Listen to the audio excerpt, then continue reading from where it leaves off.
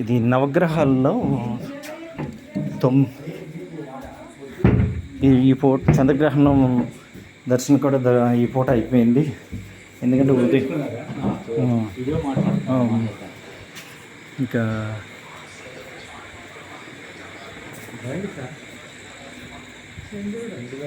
చంద్రగ్రహణం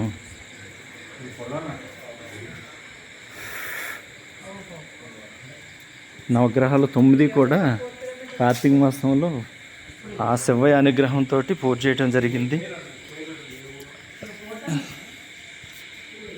అలాగే మీరు ఎవరైనా రావాలి అని అనుకుంటే మాత్రం మొత్తం తమిళనాడు మొత్తం 270 కిలోమీటర్ల డిస్టెన్స్లో ఉంటుంది. ఇదంతా కూడా రావచ్చు.